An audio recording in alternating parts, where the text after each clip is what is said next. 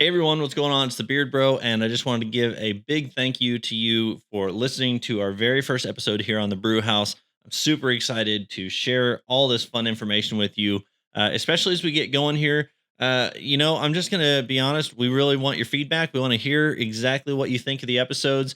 So be sure and leave comments here on the episode. Leave us a review. Tell us what you think, what you hear, and what you want to hear. And man, I'm just really excited to have you with us. So I'm not going to get into a long drawn out introduction here.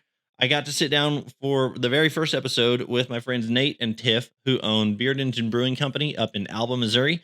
We got to hear a lot about who they are. We got to learn about just the things that they're involved in as individuals.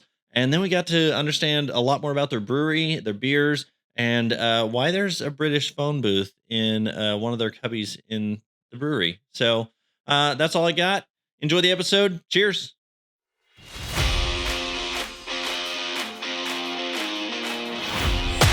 Live from the rolling hills of Northwest Arkansas, it's the show for beer lovers, beer makers, and most of all, beer drinkers. We're pouring up the best in beer podcasting, straight from the mouths of today's top brewers to your thirsty ears. Get ready to hear how they're pouring their heart and soul into making the best pint possible. This is the Brew House. Yeah, welcome back. Hey, yeah, I know, right? Yeah, it's been a minute. I know. So I'm, I've got my own gig now, which is super fun. I'm so proud of you. Oh, thank you. Couldn't be happier, man. I'm pumped. I'm excited, and I'm excited that you guys are episode number 1. Yes. Same. Yeah, you got to lead with your best foot forward, right? Winning. So I like it. I like to win. Yeah. So sitting in here, Tiff, you wanna lead out with just. Tell us a little about who you are. Did you grow up, we're here in Alba, Missouri, but yes. Where'd you grow up around? Pretty close. Joplin.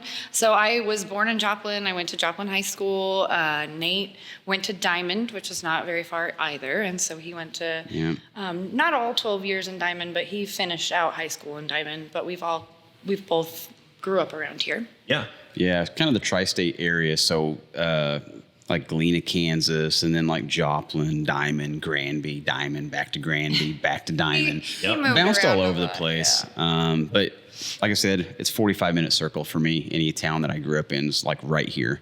Yeah, and he's lived here the whole entire time. I actually got out a couple times, but then I got sucked back into the black hole that is your hometown. I think everyone says that about. Yeah, I understand that. And so now I know since last time we've talked, there's been you talk about getting sucked back in. Right. You kind of got, you just finished the whole gig, didn't you? What happened? I think that I'm here for a while now because I am Mayor of Alba. So I'm in the presence of the Mayor of Alba. Yes. That's awesome. Your mayorness. Well, yeah. Mayorness. Madam Mayor. Madam Mayor. Madam Mayor Tiff I hate when people call me that, though. When they say Madam Mayor, I'm like, that sounds so old. I said, just call me Mayor Tiff. So everyone just calls me Mayor Tiff. And people call me Mr. Tiff, and I don't care because it's got a nice ring to it. Yeah. They do. Rolls it's off the hilarious. tongue, Mr. Tiff. Mr. Tiff.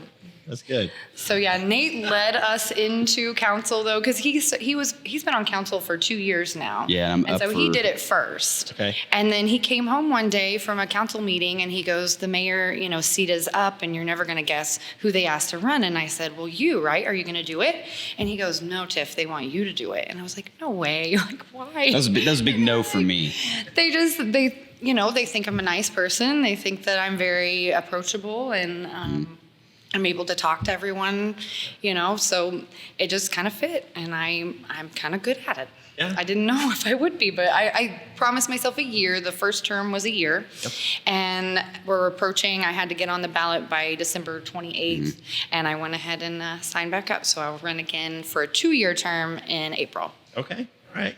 Well, And it's cool. She's done a good job, and it's kind of neat to see when we're open, people bring their kids in here. She's kind of a role model to them. It's all about all these young girls female come up power, to me, man. and they're like, "I want to be just like you." My daddy said you're mayor, and Yeah. that's so cool. And teenage girls think it's really neat, and I just think that's so neat because I have a hard time as a woman sometimes speaking up for myself. I think it was the time I grew up. I don't know. And I'm a very timid person, so I went into this thinking I'm going to become empowered. I'm going to find my backbone. And that's exactly what's happened. Like, I feel so much more confident about who I am. And I'm finding out that I am capable of many things. So it's cool. Well, and I'll just say this from the outside looking in, I know that like watching you guys interact and watching just stories that you've shared and things like that.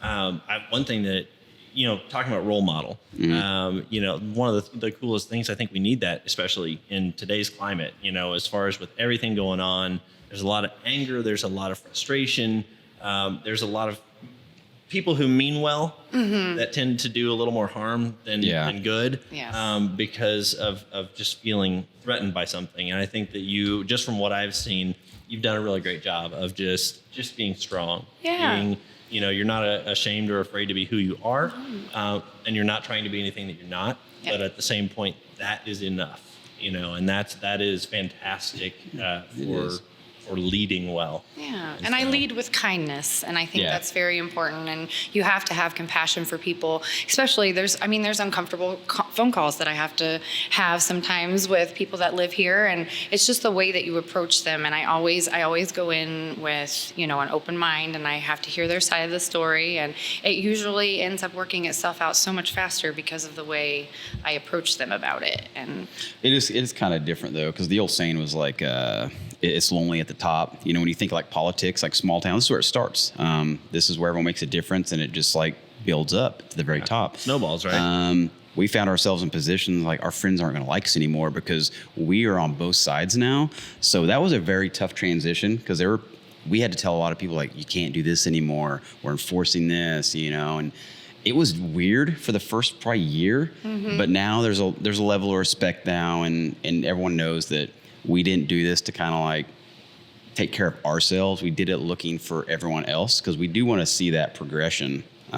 This is our hometown too now. I mean, we live here. We moved our daughter here. We had to change her high schools. Like, it was a big move for us. And so we don't take living here lightly. Like, we want to make this something for the future for a bunch of people, because we plan on being here for a while.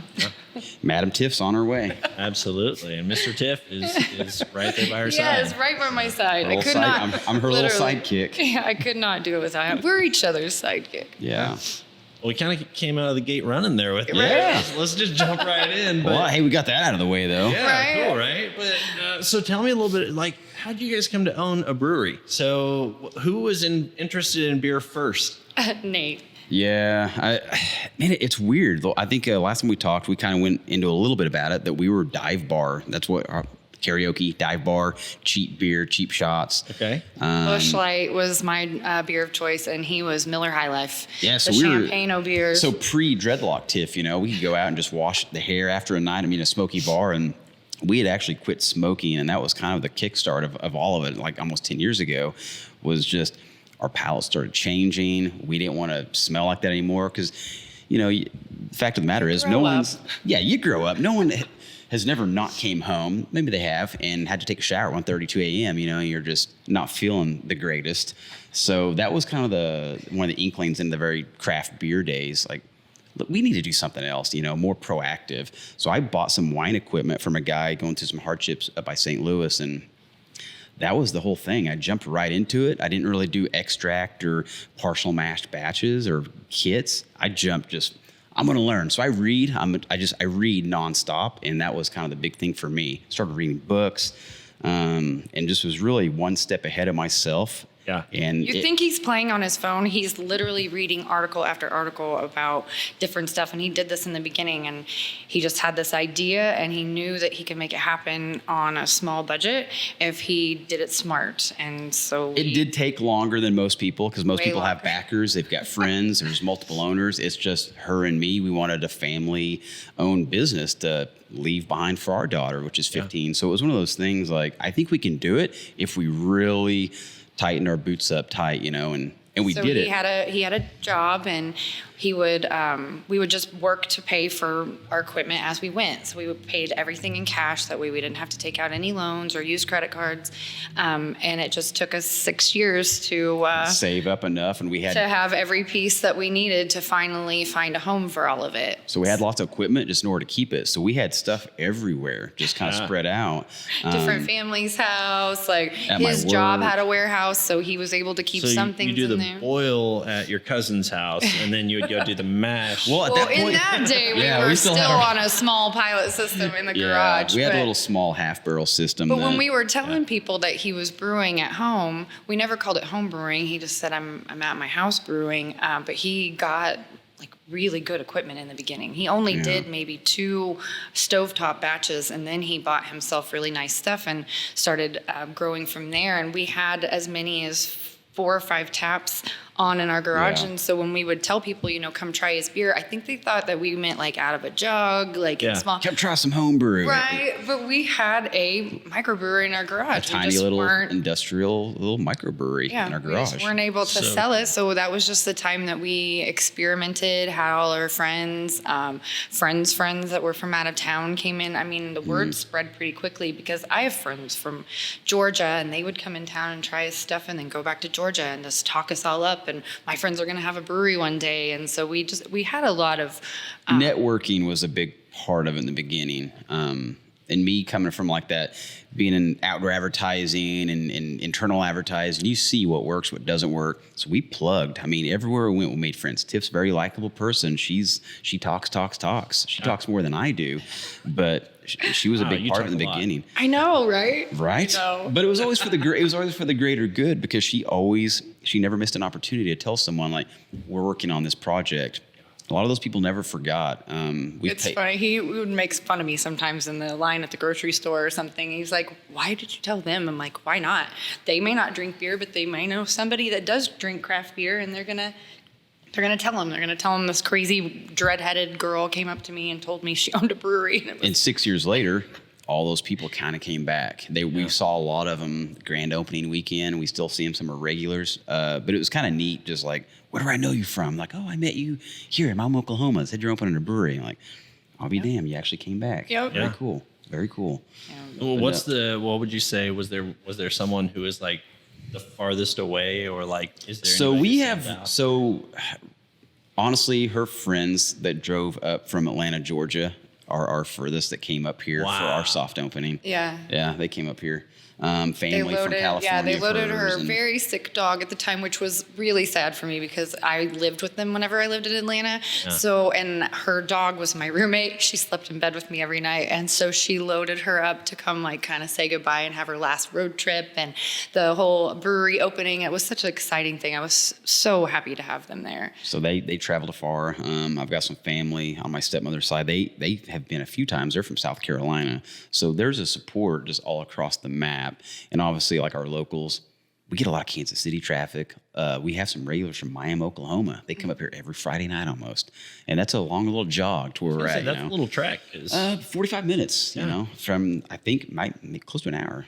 Yeah, and there's a lot of weekend travelers that do Kansas City to Arkansas or Arkansas to Kansas City and back. It's a lot. I think that's and we always hear that. We're right on the way, so. And it's humbling. So we get a lot of people from Northwest Arkansas, we just left Bentonville and Rogers area. We hit those breweries, and they said, stop here on the way home. And so, man, it's been really nice because we work with KC breweries, a lot of the NWA breweries. Tulsa gives us shouts out all the time because we're in between highways. I mean, we're the last stop before you get to anything in Kansas City. Yeah. We're the last watering hole on the highway. Well, and living in Bentonville, I know that you guys are well known there, just so you know. So there's a good amount of buzz about Beard Engine. We appreciate that. Arkansas. That's awesome. I always get excited when I hear somebody say our name when we're somewhere else. I'm just like... Someone taking photos of the beer tender with a shirt on. I'm like, that's pretty cool. You know? That's really neat. I bet those guys are pretty cool. Yeah. Yes. But that's kind of how it happens. We've also had people roll in. We don't know if we want to come in or not because it looks like a ghost town. Like, no, we're here. We're open. We just don't have a lot of flashing open signs. Yeah, we never wanted to do that. We're just... If you see the A-frame sandwich board out front, we're open. That's basically, that's it. That's how you like know. the clerk's sign, right? It's like we come in, we're open. Yeah. We promise. Yes. Like, Yeah, that's it. We are here from this time to this time. yeah. That's awesome. Oh, very cool. Now, we've touched on it a couple times here. I got to ask, so when did the dreads start? Oh gosh, I've had them for 2.5 years, and I wanted them for like 20. Yeah. I always just thought that they were really cool, and I am one to kind of do different stuff. I've always like wanted to push the limits and do the craziest, most outlandish stuff. I don't know why. Just to say I lived my life to like the fullest. Yeah.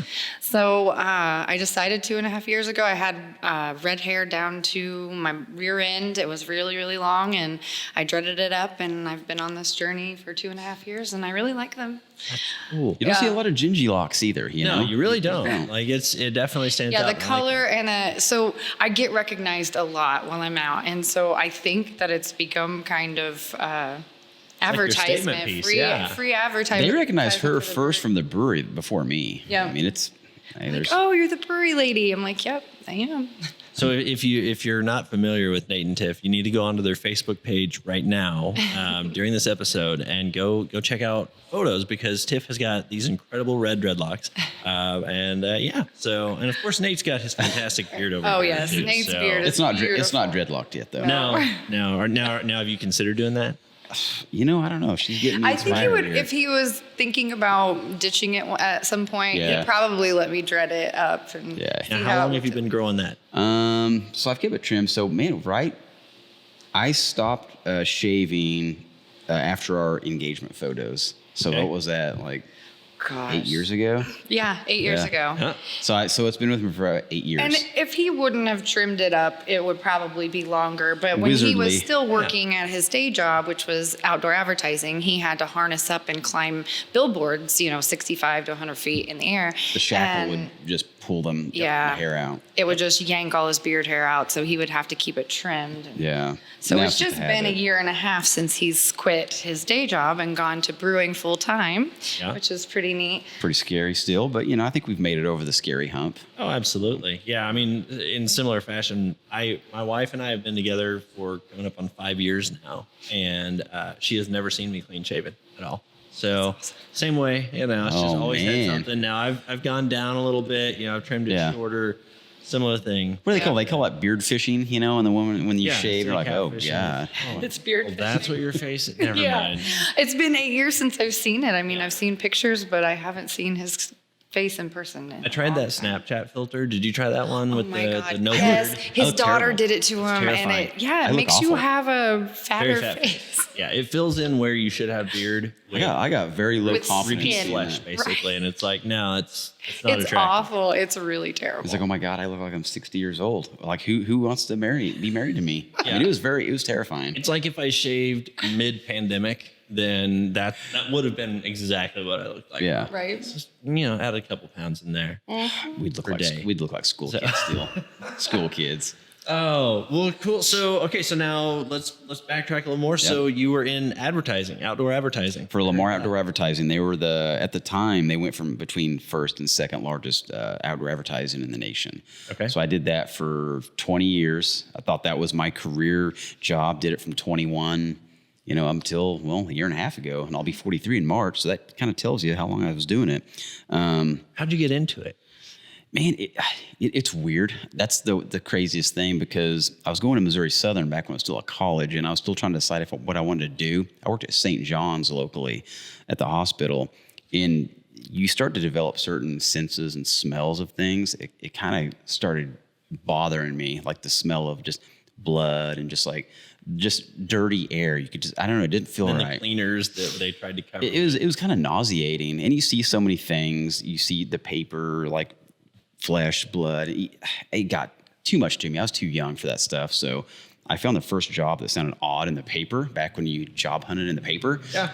It's like, oh my God. Wait, they had those then. It said it said you can't be afraid of heights and must climb. And I was like, man, that sounds like a challenge. Yeah. Accepted. So did it, got on, and it just carried me on for 20 years. But probably 2/3 through it, I got into, we're going to the digital route for advertising, like billboards, casinos, highways. You see that everywhere. Mm-hmm. There wasn't a lot of people that could work on them. So they sent me to Pensacola to go to these schools to learn these 3 manufacturers how to repair them. It's like basically a glorified TV repairman with a little bit of internet involved. Yeah, because they're all each individual pixels, right? Yeah. They're all like they're very, different very LEDs. large. Yeah, and you're working with signal and electricity, so it's cool. That stuff's always fascinated me. My mind never stopped, so I thought it was cool. Did it, and what did I do? Like a year after, I got bored again. But he finished second in his class. Like, he's super duper smart, and he likes to challenge his mind. So I'm glad that he went and did that. But yeah, he didn't make it much after that. No, it was 24/7. You're on call. I liked it. I love the experience because now as they go up, I have like the basic knowledge of it that I could work on my own sign, if I need to. But this whole time, he's hoping for a brewery, and I couldn't do both. He couldn't do both, for one, and for two, I finally pushed him to kind of like make the leap. Just do it. I think that we're going to be okay, and obviously we're okay. Yeah, so it was crazy. So almost it was scary though, to lose an entire income and just hope that this works out. That's the thing, because she's in my ear, our family's in my ear, like, oh no, I think you'll be fine. It was terrifying. Yeah, but I stepped out of full-time work not too long ago myself, and it's but when scary at the it is first. scary. And I think one of the last weeks I was there, I'd met a guy that was with he just took over like a waste disposal company, and he was a British guy, and he kept telling me these little snippets occasionally when I saw him, what I was afraid of wasn't really, it was no benefit to me at all. Yeah, so this perfect stranger was really kind of building his confidence to leave. Because every his time job. he would come in for something, he would always talk to me, and he said, what's the difference? You go out on your own, then your boss having a bad day and firing you. What's the difference? And I said, no job is permanent. I said, I tell don't my know. wife that. I'm like, no job is ever permanent. And it stuck with me, and I came home and told her that, and I'm like, yeah. And his name was Mads. That was his first name, was Mads.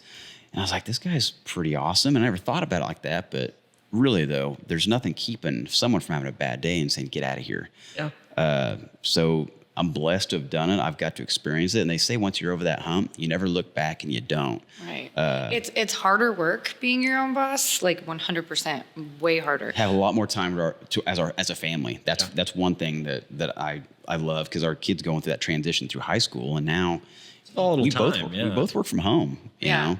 Being, if people didn't know, we live on site, so our home is attached to our brewery. Yeah. So. I live in a loft, literally in the building next door. So. Yeah. So literally bringing right next door. everything into, and then I moved my massage business. I've been a massage therapist for 18 years.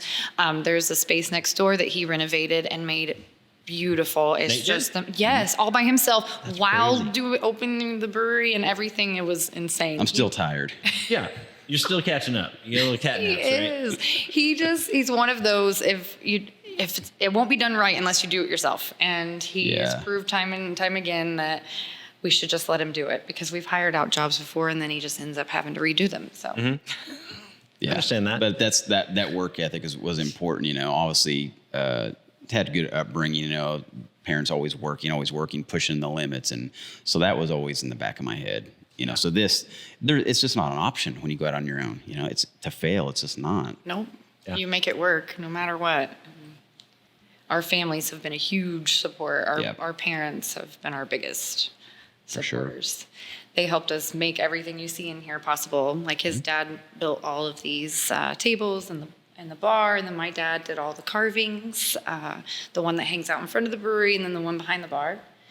So family is important. Yeah. Absolutely. 100%. Well, let's circle back to, so, we heard a little bit about your background in advertising and stuff. So you mentioned massage. So you came here from that world, and you're still doing that. Yeah. But what got you into that? What led to you going, hey, I think I want to, have a rando stranger, needs some relief from working this butt too hard, Right? like swinging a pickaxe or something. Because that's what I do.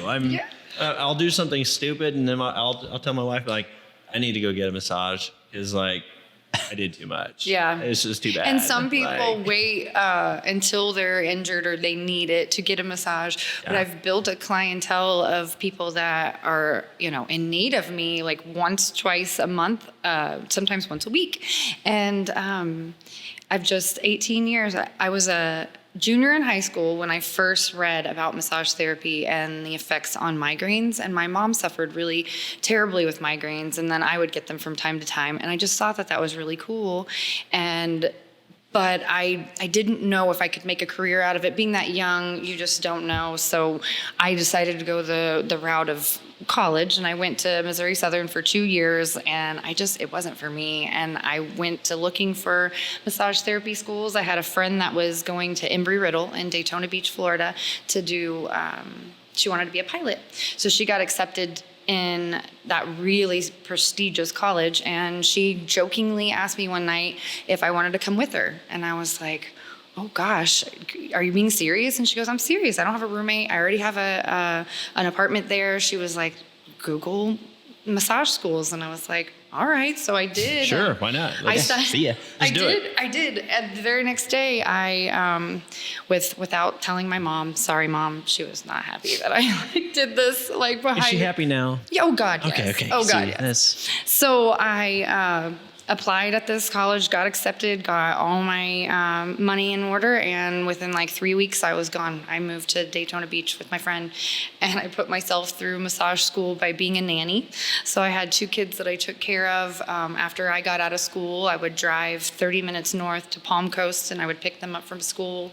One of them, she jumped horses in competition, and the other one was a baseball player, and they were just really talented kids, and I stayed with them, or I had my own apartment, but I stayed with them a lot, and she would pay me to take them to Disney World and stuff. It was just a really cool experience. Sounds living rough. in Daytona and getting... Speaking of good bosses, right? Yep. Yes. So she took really good care of me, and it was like having family there far away from home. And so that was my first experience living away from home, and I really liked it. And then I moved back, and most of my career is spent at Oasis Salon and Day Spa in Joplin. Okay. That is a family-owned business as well. They kind of gave me a lot of really good work ethic and how to run a business and be kind to your employees and stuff. And then I finally went out on my own. I waited 13 years to go out on my own. And that's he worked at his job for 20 years, and I waited 13 years before I had enough confidence to say, okay, I have the clientele and the support group that they're going to follow me wherever I go. And here I am, years later, and I have moved from Joplin to a little spot in Webb City for a little bit. And then when Nate got this finished for me, I told my clients I was moving out to Alba and asked them if they would come with me. And basically all of them did. Yeah. So I didn't lose. I only lost one, and it was no hard feelings. It was just the trip was going to be a little too far for her. Yeah. But I did end up moving a little closer to some of my clients that were already making a long trip to get to me. So, okay. So it actually ended up benefiting both of you then really well overall. Oh, yeah. So. Yeah, this move to Alba has been really good for us. The surrounding towns, I think all of the towns combined, under Jasper County, I want to say it's 125,000 people. Okay. That's not a lot compared to some areas, but there's so many little towns out here rural, and most of our clients were Carthage, Carl Junction, Jasper. Okay.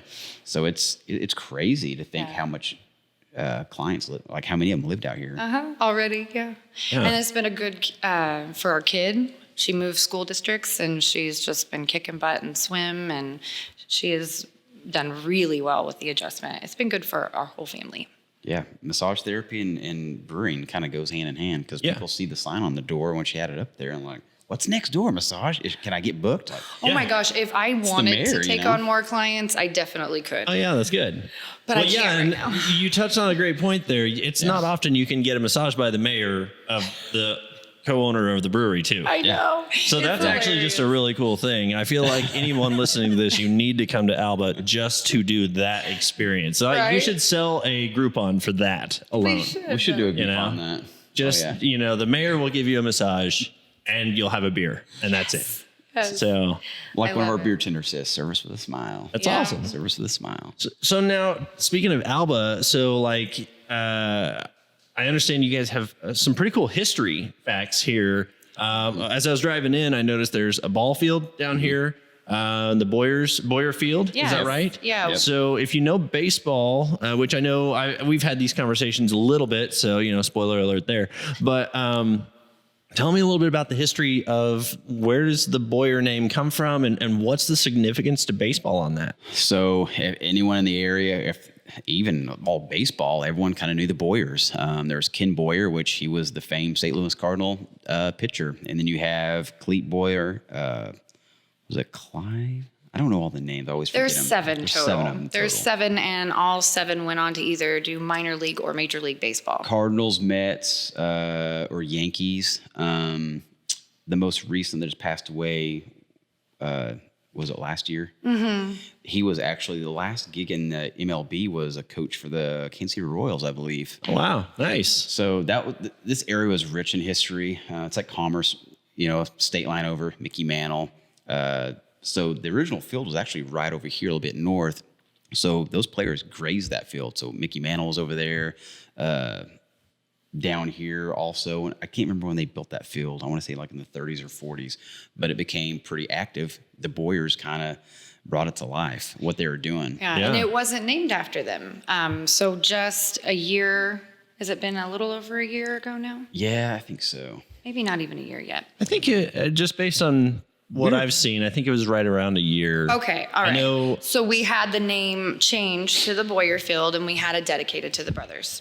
Now, how do I got to ask because I know the answer to this one. How was that received here locally initially? Not very good. Yeah, why not? Because the name was near and dear to a lot of people that lived here. He was a mayor previous, and he did a lot of good things for the city, and he had a lot of respect. And it was named after him. And which is a good thing. it was a great thing, and I was not, and we as the council were not in any way trying to take that away from him. We were just trying to give something to somebody else that I thought was a little overdue, in my opinion, just because of what they had accomplished. Yeah, the over significant all these contributions years to baseball. And his name is Ike Meredith. So he was fairly recognized for the Missouri Municipal League as far as like just what he was doing as a mayor was, it was phenomenal. He was a great guy. I still hear stories about him, how good of a mayor he was, but I think he kind of lived down in your neck of the woods, kind of in the Arkansas area. Somewhere around there. But he transitioned up here, and I don't remember how long he was the mayor, but they dedicated it to Ike Meredith. Mm-hmm. So whenever we brought the idea up and several other people, it should be Boyer Field, because there's a lot of the family still lives here in the town. Okay. So, so some of the Boyers are one of our here. neighbors is right, one of and one of them was still alive at the time of dedication. He has since passed away, but he was alive for the dedication. So I was really happy to have So he gotten signed that baseballs and... Yeah, he signed Very baseballs. cool. We had the local news come and cover it. Thankfully, they showed up after my opening speech because I hate public speaking. That's the one thing about mayor. I understand that. That is hard for me. But the news came out and covered it. And I was just really happy that we were able to do that. And then when we got the sign up, we had it, somebody spray painted over a few of the Boyer brothers' names. And that was kind of disheartening. But a local friend of mine who cleans, she was able to come out and she knew exactly what was going to take the stuff off the sign without hurting the sign. And she came right out, got up on a ladder and took care of it for us so it would be ready for the dedication. And there is some funds secured to keep moving forward on the field. There's certain things we're looking for right now, like bleachers, but it's still it's a big project. Yeah. But it's getting there. If you know how we can source bleachers. Okay. I may have Anyone a listening? connection. I don't know. We'll see. Yeah. So if anybody's listening, then you can throw a comment down below or reach out to us here, brewhouse@remnantco.com. Shoot us an email and I'll gladly put you in touch, or just reach out to Nate and Tiff directly. Perfect. So, We've been on the lookout for a while, and we just haven't found what's going to fit yet. But we do have a budget that we're, as a city, working on doing that for the ball field. And then we're also going to put in a 9-course Frisbee golf course out here, or 9-hole out here at our park. And so we're making... You got to be cautious. You got to call it disc golf. Oh, because otherwise you're going to have the elites out there. Oh, shoot. My bad. Yeah, so we've got a buddy that worked for the parks department in Joplin. So he's supposed to come out and do like a walk to see what kind of, because they do have safety measurements. Like they don't want to cross walking trails. They don't want to have near playground equipment. So we have to kind of see what we can get, because I guess there are family courses and there are also your pro level courses. So I've not played in many, many moons. So, but we want to keep adding to the area. That we have a lot of kids out here, and so we want stuff for them to do. We want to revamp our park and make it usable. And again, absolutely. So, and then, so we're talking, we talked Boyers, we've talked, I know you've had some really cool stuff. I know you've had some like cleanup days and things like that, just to really get community involvement. And I think as a leader, as the mayor here, I think that's really key. And what have you seen come from those cleanup days? I mean, how has that gone for you? People usually embrace it pretty well, or? Yeah.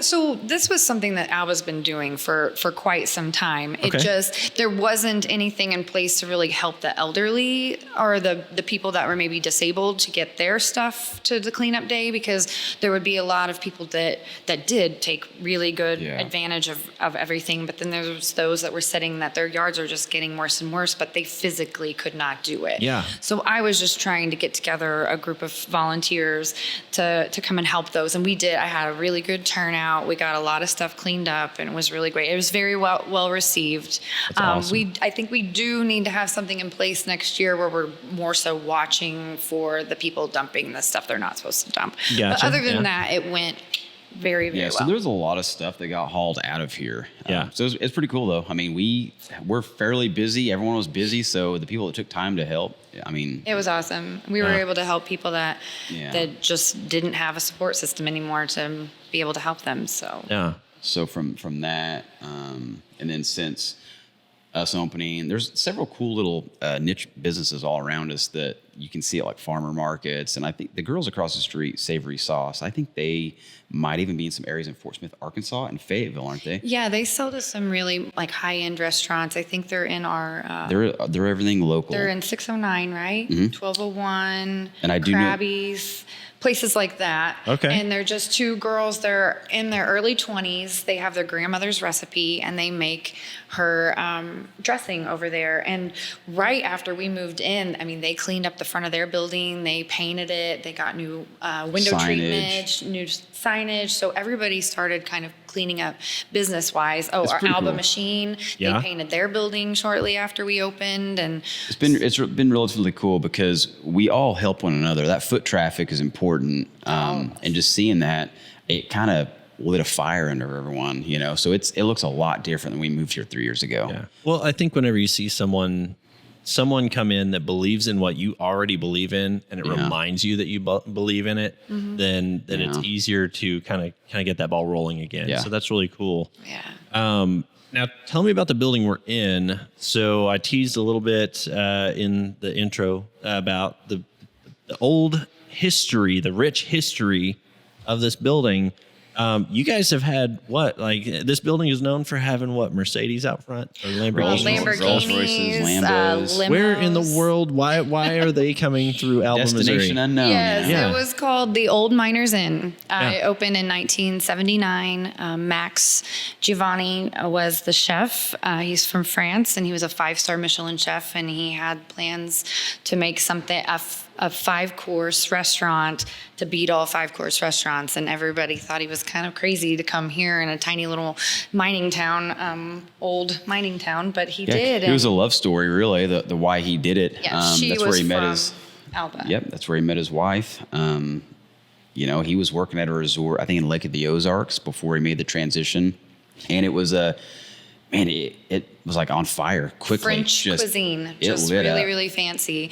And he, raised his large family out here while making lived the on most where we amazing. live. Yeah, they lived in our little apartment, and he just wowed this area. And I heard that Garth Brooks ate here once. Several celebrities. Dr. Ruth was here, so there was several celebrities over the last 30 years that made their appearance here and there, but it was nothing out of the ordinary to see all of these cars lined up down the street. And That's insane. People still show us pictures like this is what it used to look like, and So can we get it back there?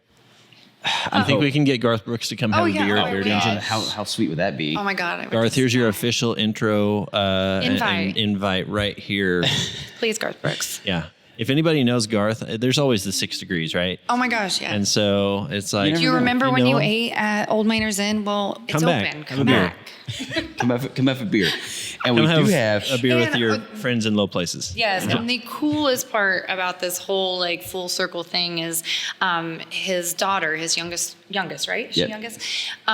She has lived all over the world, and she just recently moved back to Alba and bought a home here with her family. And she hit me up on Facebook, and she said, I have a day job. I'm a teacher.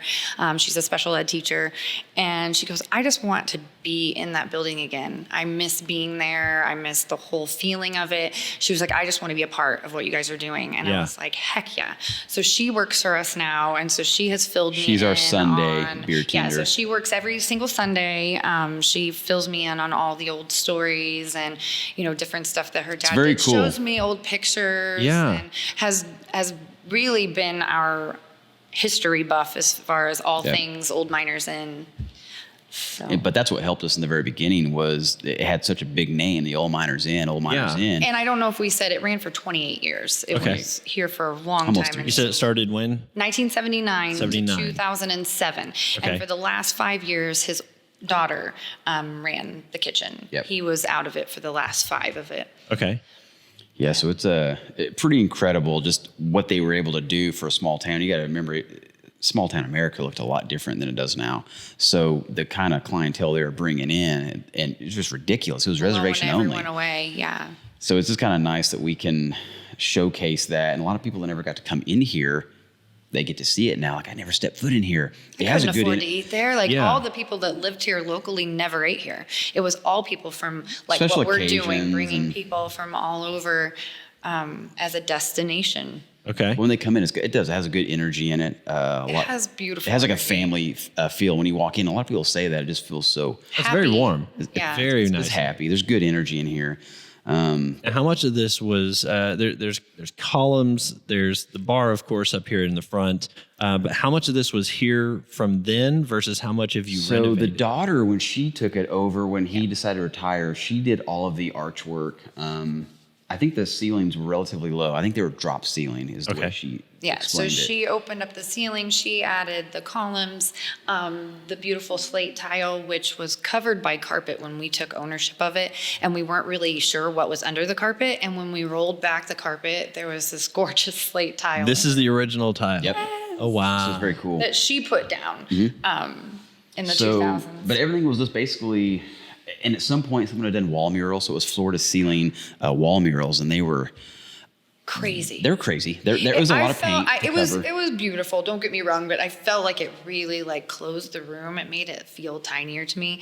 So we were able to pick this, bright. It was actually funny. We were looking for colors, and I was going through this swatch, and I said, "Oh my gosh, this is the one. I think this is really nice." And he looked at it, and he goes, "It's called Pale Ale." Yep. I was like, "Oh my god, how perfect!" Better get 10 we're gallons getting of That's that one. fantastic. Yeah. So that color is called Pale Ale. Okay. So that was what brightened it up, and that's when we started kind of seeing okay, The The character of the arches were, space. and the arches were white. The pillars were like white. a I'm sorry. Parisian. Yeah. Yeah, and Nate had this idea to make them look like pipes because we're a steampunk brewery, so he made them look like copperish brass pipes, and they're really cool. Yeah, so that's really the only thing that we had to do.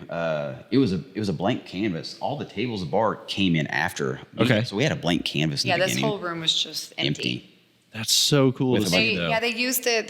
They were grandparents, and this was their kids' playroom. So Yeah. they had a big This was a living room. foosball table and different Yeah. stuff. But yeah, they put it is a little echoey in here because Yeah. of the grand ceilings and stuff. But having screaming children running around that wasn't Yeah. pleasing for their ear holes. No. So they put thick. I mean, this carpet was like every bit of that thick. Yeah. Wow. So we had no idea what was hiding underneath. So we got super lucky with that. That's we so we cool. got really lucky in a It's lot very of well things. preserved, too. Yes, So, it was in really good condition when it's- we took it over. I think now I think it's 101 years old this year. really? I think it's okay. 101. So you're doing like a special beer release for that? Man, I don't Wink, know. wink, nudge, well, we do nudge. have we do have our barrel aged beers coming out in March 18th. So Okay. Yeah, and we were talking about since we have family, we can get certain permissions. I don't know if they still have trademark on their name or what it is, but we do. She has given us permission to even make like an Old Miners Inn throwback shirt, and we talked about putting the menu, the front of the menu, which is like a really rough like pencil sketch of the Main Street. Main Street as it looked back there then, and it's really neat. So we kind of wanted to put that on our barrel-aged bottles at some point. Yeah. So like Old Miners Inn series or something, you know. Absolutely. And then with her being, you know, she has all of her dad's old recipes and stuff, and I'm opening up a little micro kitchen coming up soon, I hope. Okay. We're going to lead Tell us into about that. So it is going to be, I'm calling it a micro kitchen. Right now, what we do as far as food is we have food trucks come in. They park on the back, off the back patio. We have a nice little pad there. They can plug in and not have to use their loud generators, and people can just come on in and off the patio and do that. And we had the idea of being completely self-sustainable, because it is hard to get food trucks. There's not a whole lot to choose from around here, and then all of us breweries / wineries are using the same ones, and so you know, it provides business for them as well. Yeah. But we always had the idea of being completely self-sustainable, and we wanted to make sure that we had this, you know, down to a T before we added anything else. But now we're kind of in the works of getting the little micro kitchen open. So it is attached to the brewery. It's just on the other side of the wall. We'll have an order window that's in the brew house itself, because our brew house is completely walk through. So you have to walk through where we make the beer to get to our patio and outdoor Which is kind of space. cool.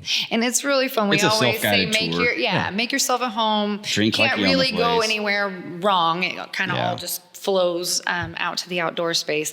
So we'll have a little order window there, and it's called the Alba Press. Is a panini and soup shop, and I'm gonna have, you know, 5 signature sandwiches, a daily soup, and pretzel bites. Just little. I think I'm gonna start with maybe 8 menu items total to kind of get the ball rolling. And yeah, we're starting a little sandwich shop. And it's kind of a spawn off of like the decor here. I mean, you won't be able to go over there. It's going to be a grab and go type thing. You don't even have to come into the brewery like to get a beer to get it. You can just walk back there and take some food home. But his daughter MJ, she's going to help me kind of do the menu. And I had somebody specifically come in and say, "Oh my gosh, if you can bring back Max's cream of carrot soup, like, I will kiss your feet and buy gallons of it." And I was like, okay. So I like talked to her, and she goes, "I think I've heard of that actually. I'll ask my mom." And so there's certain little recipes, and we'll put, you know, Old Miners Inn, you know, beside It's the it. Holy Grail, you know. Absolutely. So it's nice having Or that. OMI is what she said we should call it, you know, Old Miners Inn. Moniker, but Was it Giovanni, right? Yep, Yes. Giovanni. Yeah, Yep, so- Max Giovanni. So we'll have some of his recipes, hopefully executed by his lovely daughter. She's going to help me in the kitchen. It's going to be awesome. That's amazing. I love seeing the history of what was pouring into what is and where you guys are heading. I know, and she tells me all the time how proud her dad would have been. He's since passed away, and she knows that he would just think it was the coolest thing that we are bringing it back to life and that we're doing something with this building again. And most of these little towns, they had so many unique little businesses back in the early 1900s, you know, during the Depression era even. So we could not think of a name for the life of us. And it just kind of fell like Alba Press, you know, Panini Press. And we'll play on words of like an old newspaper, you know, like, so it was kind of funny. We started talking back and forth, and I'm kind of corny when it comes to mottos, but we're like, let's do the Alba Press. Extra, extra, eat all about it, you know? Yep. Dig So- it. That's our So the little logo thing. is almost, I think, complete. We got a pretty cool artist for the brewery, and she did hers. It's like an old typewriter. It's very steampunk English looking, but the letterhead on the form says the Alba Press. Yeah. you know? Yeah, and the top It'll be part food of for the every type, right? typewriter is a panini press too. Yeah. What did he say? I missed You that. got your food for every type. I got you. Yes. No royalties needed. We're good. I'm just killing it today. Right. It's like, oh yeah. But no, So I'm excited about that. And when's that opening? We were hoping before the end of last year. Okay. But there's been so several many things delayed in shipping for everyone. Yeah. In every business avenue. It's still outside of LA right now in the port. It's hanging out. Yeah, just hanging out in the water. The Santa's Claus hasn't taken delivery yet in Florida. Yeah, so, and that's so sorry. it's basically done. Everything's done Ready over to there. go. It's just there's like literally like one key piece now that we're just waiting on. But other than that, hopefully soon we'll be able to rock and roll. She's excited for it. Like I said, it's going to be her and our daughter. In February. Okay. If all at right. all possible. You do like a know. Valentine's Open, or something like that, maybe. I don't know. That's like 2 weeks away. All the lovers. That's true. It is now. Yeah. Oh my gosh. February's tomorrow. So. Oh yeah. Oh Yeah. shoot. Okay. Then. Yeah, and we have like a. In case you were curious when we're recording, It's February. Oh yeah, it's February 1st tomorrow. Yeah. Gosh. get ready. Here January it comes. flew, I and know. Valentine's Day. Yeah, we're there. Well, tell you what, let's pop to commercial really quick here, and then we're gonna come back in. I got some fun questions for y'all. Okay. And we want to talk a little bit about the beer too, Let's because do I it. know, I'm at a brewery, so Yeah. let's talk about beer. So, all right, we'll catch you here in a little bit. Thanks for listening to the Brew House. Hey y'all, it's the Beard Bros. So if you're listening to the Brew House, it's easy to say you probably love podcasts, right? Yeah. Well, have you ever considered starting your own podcast? If you have, maybe you're worried about how to get started. You're probably thinking you have to have a bunch of expensive recording equipment, editing software, a website, and a whole lot more, right? Wrong. Buzzsprout makes it super easy to start your own podcast, and right now you'll even get a $20 Amazon gift card just for signing up for one of their paid plans through the link in our show note in this episode. Not only does Buzzsprout make it super easy to start recording with just your smartphone, their extremely supportive team also has tons of guides to help you find the right equipment at the right price when you're finally ready to upgrade. Buzzsprout also makes it super easy to get your podcast listed in every major podcast platform. That includes Apple Podcasts, Google Podcasts, Stitcher, Pandora, Spotify, and more. Pretty cool, right? Wow. Also with your paid plan, you'll get a great-looking podcast website, customizable audio players that you can drop into other websites, and one of my personal favorite parts, because I'm kind of nerdy like that, you get access to detailed analytics so you can see just how many people are listening to your podcast and how they're listening to it, and you get marketing tools to help promote your podcast too. Perfect. So what are you waiting for? Use the link in our show notes today and join the more than 100,000 podcasters that have already joined Buzzsprout and see how easy it can be. Cheers, friends.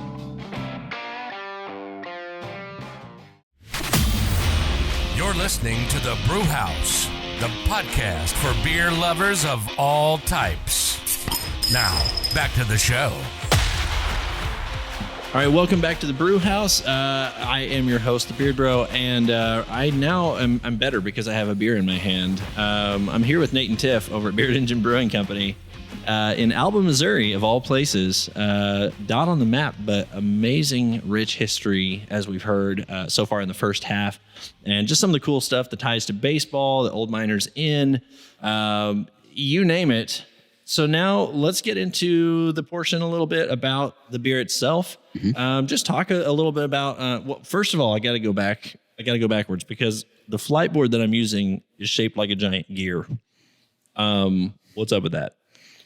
So us being a steampunk-inspired, like English brewery, so most of our beers in-house, they're English, Scottish, Irish, or German. So we kind of bring forward the malt-driven beers. That's the English portion of it. You're in a French building that has the French architecture, very Parisian in here.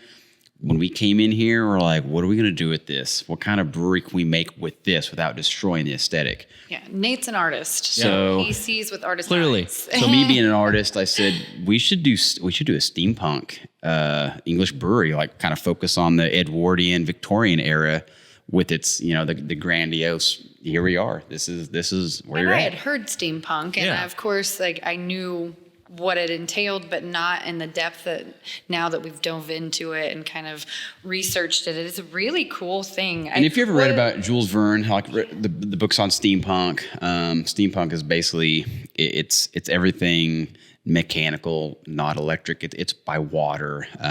It's by gears. It's mechanical. It's making something work that's not designed to work. That's kind of how my brain is half the time in here, and it kind of fits. I know a few people like that. yeah, Yeah, We so have it's to like- make them work because they don't want to work. and that's why you always see these ridiculous contraptions like on steampunk sites.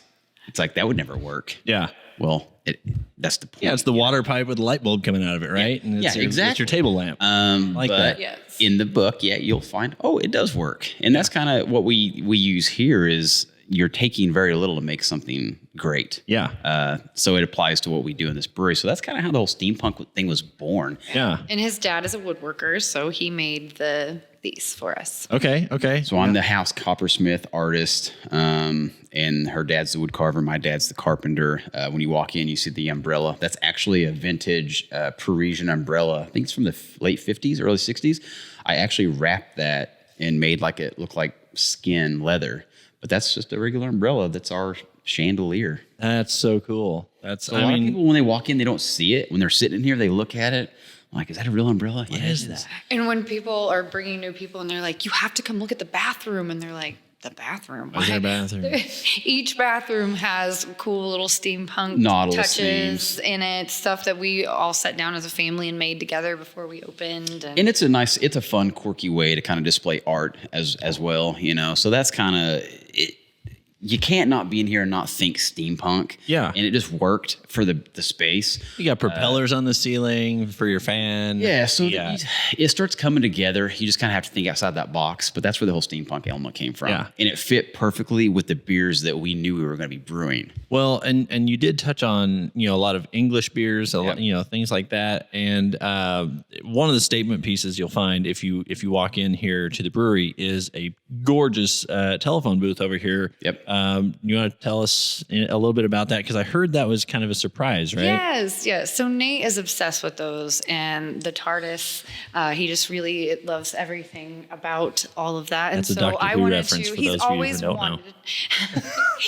Yeah, and my family is rich, like English Welsh on one side and then native on the other side. So I don't He's think just always been fascinated by the and K5 booths, the K2 K2s were his favorite model, and so I started looking. I was going to try to surprise him with a refurbished, not refurbished, but Restored, and they're thousands upon thousands upon thousands of dollars. And so then even finding one that was just a knockoff made of metal was even just ridiculous. as expensive. Yeah. So I got with his dad, who is just amazing, and I said, do you think that you could do a K2? He got online, he found the whole setup scale, for it. the dimensions. Yeah, and he put it together for him. It looks authentic. It In looks a week. legit. He put that thing together in a week. That's incredible. He worked so fast. And it does light up. Like I said, that was just an empty space, the alcove. That was actually one of the entrances to the old dining room. Two old miners in. There was 2 dining rooms. It was kind of a weird negative space. And that was just kind of helped us with overflow T-shirts. And plus, it's a great photo opportunity. People come in and take photos with it. And then one day, whenever we do open up the space, that was the second dining room for Old Miners Inn, that is going to be like a little secret pass-through. There will be a front So like a entrance. back but of you speakeasy can- type. Yeah. Okay. That's kind of how that So thing's it'll be designed. pass-through. You can That's walk awesome. straight through. We to just the don't other- tell everyone that. Yeah. Well, and I And I just understand. told everybody. It's okay. It's all right. There's nobody listening except for, hopefully a few million people by this point. But, They'll never miss that. But yeah, so that's it all just kind of fell together and it worked. That's cool. Now, I understand there's also, before we get to the beer, Yep. which I did just finish one that was delicious, but before we talk about that, I heard that Tiff, you were telling me before Nate walked in here earlier, you recently found out some cool stuff about why you're so passionate about the English stuff and kind of the heritage, right? So Yep. he grew up, his dad was pretty convinced that they were Dutch. He told Nate his whole life growing up that it was Dutch background, but then you got the Started doing a lot more ancestry. Yeah, I started digging deep in that. My mom's always been real big into that, just digging deep, just doing the research and pinpointing things, because in my family, there's not a lot of people that look like me, either one side or the other. I'm kind of the... Native Americans don't really grow big, luscious beards like that. And I'm the guy that's in the family that's I'm the shortest in the family. I'm the only one that has facial hair that just grows wildly, and everyone else is they have the skin tone. I do not. My dad's the same way. He's got the icy eyes. But yeah, he said, he thought his whole life Dutch. Well, then he got his ancestry.com stuff back. And what were you? Yeah, it's pretty rich. Yeah, so Welsh English. So it's kind of crazy, but it lined up perfectly with all our information we have for my mom's native side. Okay. So it's kind of neat to see how it lined up because I knew how much was in my It was like blood. high 80s or something. It was 80% So or cool. something. It But was even insane. before then, we were always, I always had some kind of element of English history in my home. It Yeah. was just something I was He always was drawn to. I was just Yeah. fascinated with it. The beers, even early on, I've just always liked ESB. It's a natural leaning. Yeah. Yeah, and it was like, oh, that makes sense. That's kind of cool. Yeah. So that was kind of. And his dad was kind of shocked too. And I don't know if he ever went and got an ancestry test of his own, but he was talking about wanting to do that as And the well. name's dated back. It's English, so it's a very odd name, Ardinger. So there's not many out there. So it was really cool getting these little plugs reaching out to me like, hey, I think you're my cousin. And I'm like, wait a minute, where are you from? Yeah. But so digging deep into that, we kind of unearthed a whole another world. Super cool. And the reason he's been drawn to all this stuff Yeah. his whole life. Yeah. It's amazing what genetics can do that we don't realize the impact that it's having on us. I agree. And it's weird. And we've always, so like our vehicles, we have Mini Coopers, we have an Austin Healey, I got a Triumph. And that's before you ever knew about any so of it. everything's like always Yep. been, I've always been fascinated with that whole Jaguar, Aston Martin. That's what I've always liked. Every time you guys go to the lake, you have to throw some tea in there. Like, it's wonderful. I do like tea. All right, good. Well, so I just finished one that's the Queen's Guard London Lager. Tell us a little bit about that one because I got to be honest, I can smash that all day at the lake easily. Why is that so easy to drink? So that is the easiest way to explain that. If you know your craft beer, that is about as close to a Munich Helles as you're going to get. That's not actually brewed in Germany. So what makes this one special? This showcases the East Anglia region of the UK, which is the easterly portion by Essex. It's all English malts, English hops, and it's our house yeast that we use, and we do lager this beer. It's super clean, and it does throw off a little bit of that mild sweetness that a Munich does, but it's also crisp. We never had a light option, being a malt-driven brewery, very medium to full-bodied. The Clash was our big seller, being a Vilna Cream Ale. This was something that anyone could drink, and it just kind of flew off the rocker the minute we released it. And it did replace another brewery staple that we opened with, which was our Honey Lager, which was another English beer, but this one's pretty easy to drink. Oh, yeah. It's an all-day lawnmower patio, but Yeah. but there's some substance to it. There's some body to it. You're forgetting something a little important that you've been doing recently What I is forget? the water profiling. So not only are we doing these styles from other regions, but he's pinpointing the water from that region and he's making changes So to it. So it is. Have you had been talking to beautiful- Matt down at Ozark Mountain? Because you need to. I'll get you into contact with the guys down at Ozark Mountain Brewing down in Fayetteville. They actually did what I think you're getting ready to talk about with recreating the water. Yeah, that's Yeah. what we're doing. And it's- yeah. That's insane. That Everyone makes the best. and Yeah. everyone has to. So London that's Lager was brewed. And with- we've always played with, there's certain beers that we do. So ESBs, your browns, your porters, anything drawn from the UK, they have very soft water, but they also have like high sulfur content. We are on a well out here. A lot of people complain about the water, and whatnot, this and that. I love it. It's good for brewing. Yeah. If you match this profile to anything in the world, it actually is the closest to Munich, Germany you will find in our area. So we Really? have tapped that resource, and it actually makes incredible beers. You should keep that a secret. Yeah. I know, right? can't come I get my wasn't water. really sure because the No, it's- fact that he skipped over it, I was like, does he not want people? I'm going to go ahead and. But I'm not going to throw tell it you out. that's so everything. cool. I'm not going to tell you Right. everything that's in this. So most of these, like the lagers especially, that's the difference between these when we produce these. It's about as close as you're going to get to some other part of the world. We do make a few adjustments to kind of dial in what we need to shine, crispness, hops, malt. But for what we have to work with out here, it's been really easy for these beer styles. And it really showcased the London Lager, I think. And it brought it to life. Yeah. No, that's fantastic. Helles, we were chatting a little bit a while ago, and Helles is definitely one of my favorite. I think just easily drinkable anytime. Just Yep. love a good Helles. And so the moment I tasted that, I was like, this is oddly close to that. And so that makes sense that it is that close to it because that's what you meant to do. We love Ozark, and I didn't have any idea that they were doing that too, but that makes sense because we've always kind of looked up to them. Well, yeah, so he actually... we were like-minded. I know in Fayetteville, their water comes from Beaver Lake and everything. There's a whole bunch of different things going on there. But yeah, he mentioned how they're stripping, and hopefully we'll get him on the show here pretty soon too. But basically just, he actually strips the water down completely and then re-adds the right minerals to rebuild that's what that. you kind of have to do. You should do that anyway. We did a little bit in the beginning just for certain beers. The ESB especially, it's a tough beer style to nail because of the water. You don't see a lot of breweries doing ESBs or milds, and I think we're one of the very few in the state of Missouri that actually does what we do and have the cask program. It's kind of like we're out here just on our own. Yeah. But to get to that, you got to manipulate that water to get those profiles. I'm a stickler for tradition. A lot of people veer off the beaten path for beers, but as you taste the progression of it, what it could be, you're like, oh my God, that's what I'm missing. I need more chloride, or more sulfate. So that's what you have to kind of play with. But I'm very happy with the way this beer turned out. Absolutely. But now it is like one of our top 3 staples in the brew house. And a lot of people didn't even know London had lagers. We have travelers that come in and are like, they are all known for ales.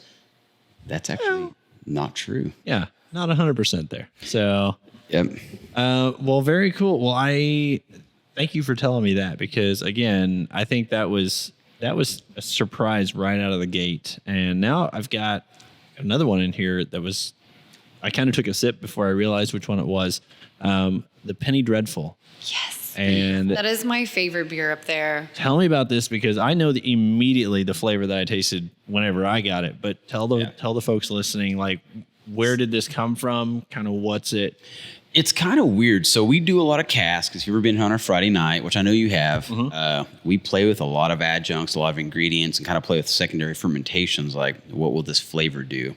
That was actually started out as a cask. Yeah. We threw a bunch of... We call it Firkin Fridays. Firkin Fridays. Come by. We love to travel, and we really love and fell in love with New Mexico. And so we had just come back from a trip from New Mexico. That's where my mom is from. Gotcha. It's house. And so we had just made a trip to Albuquerque and Santa Fe, and we came back just loving. I mean, he ate green chilies every single day for every single meal. Yeah. They were in every single beer. Like, he really did everything chili the entire time we were there. Ice cream, yogurt, everything. Everything. Yeah, he got ice cream with chilies in it. So we got back, and he was inspired by our trip to New Mexico, and he really wanted to do a chili beer, and we really like amber lagers. And so he built a really amazingly tasting beer on its own. And then when he put the peppers in it, like, whoa. Yeah. Whoa. Yes, we've played so with what it a little is bit. It's a Poblano Serrano. Yeah, so it's a lager. So green chilies is kind of something special to New Mexico, and it is weird. Certain varieties are seasonal. Okay, but it's easier for me. You can get Poblanos and Serranos anywhere in our area. I've grown some. I really like them. They're very similar in heat as far as like vegetal taste. So that's basically just a clean amber lager that we just bomb with Poblanos and Serranos. Okay. And it has and it gets such lagered. complex pepper flavors without having like a ton of heat. Yeah. So you can drink it over and over again without it being too much, and you're still getting that clean vegetal taste. But it's not, one thing I'm noticing is it's not super green, like a green pepperish kind of a flavor would be, but it's super clean. Like you're mentioning, just you can enjoy the flavor without the heat, but also like there's nothing overpowering about it. Right. And I love ambers. They have like a toasty character to them. And he roasted the Poblanos. Yeah, so everything's fire roasted. Everything's done like in-house. So anytime we play with stuff like that, it's kind of a pain sometimes, like fire roasting that many. But blending and doing all it's just an extra step, that we feel like that can make our beer better. It's special touches. So that thing, it was originally just the ale, and then I started kind of playing with it a little bit more, and it turned into a lager. I said, we should lager this thing. So now it's an amber lager. So you still get that full malt richness in the toast, but you also get that clean, crisp bite at the end, and it really helps the peppers kind of really shine. Yeah. But it's not overpowering. A lot of people are scared of it when they see the heat behind Yeah. it. Serrano, I'm like, it's not. Oh, I don't want that. Yeah, I don't want Yeah. that. It's like, just give it a chance. I throw little samples at people that maybe didn't want to try it, and then they're like, oh, I could do okay, that. this is what it is. Yeah. I was scared, but it's my favorite one. It's my go-to, like, daily Yeah. or weekendly drinker. I'm not a daily. And the name was spawned from just old Wink, wink, nudge, nudge. So we were talking about this naming the beer. I can't remember what we went through, but we started doing some research. Like obviously, like the old papers, the old cartoons, and like comic strips where they called them penny dreadfuls. Okay. Just like your Wolfman, cost your a penny. Frankenstein, Gotcha. and they're awful. You know, most of them were like this just ridiculous horror, theme. Poorly sketched kind of. but it's Had like little stories. werewolves and vampires and Which is very close. So the to dreadful lore came from there, this is yeah. dreadful, and then that was only a penny. So that's where the name came from. And then fast forward, we had a regular come in. He said, "You guys ever watched Penny Dreadful on Netflix?" I'm like, is that where you got the name from? And I'm I was like, I like, never even heard of no, that. I hadn't even heard of it. But so we watched, Fell in this love with it. 3 seasons, and it's Frankenstein and werewolves and vampires and the undead, and it's everything. It's but really it just cool. it kind of went with the beer, the name, like the penny. Now when I think about that name, I just think it's our pepper We beer. always yeah. sit down together. We'll drink a craft beer, and then we'll just start Throwing soundboarding names off each other. And it's funny because it's kind of a competition who can have the best name for a beer, and we're kind of dead even. It's like- you've been naming a little more than me. I think I should give you a little bit more credit. You've been coming up with some really freaking cool ones. It's like the Queen's Guard. Yeah. We used to play this game on our phones, and our daughter did. It's called Crossy Roads. where Yep. It's like Frogger. Absolutely. If you got so high, you got to get like a phone box, or you got a Queen's Guard. When she was like 6 or 7, Yeah, she'd she be like, loved Queen's it. Guard, Queen's Guard, and she would jump across. So we named that beer the Queen's Guard, just Yeah. because of it's kind of a joke, but Absolutely. Well, But and most names have hidden meanings, stories, like memories, oh, absolutely. arc, and So yeah, I mean, I'm noticing we got Dude, the White Russian Dude, milk yeah. stout. So I love gotta that give- movie. it's self-explanatory. Yeah. give the nod there. And if we're doing a lot of English like ale styles, we do usually have at least 2 or 3 lagers on there, believe it or not. Yeah. I never really wanted to have that many on because how much space they take up. and how much time they take. Yeah. They Like, take how a big little is your bit system here? So we do everything in 3-barrel batches. Our brew house can go up to about 6-barrel, Okay. but right now we're just kind of like halted to at a 3-barrel. We're able to do small batch and flip them pretty fast, but we do have new equipment on the way, so Okay. we'll be able We're to. growing. Ooh. Yeah, growing. That's always a good thing. Got a little sneak peek there. Yeah.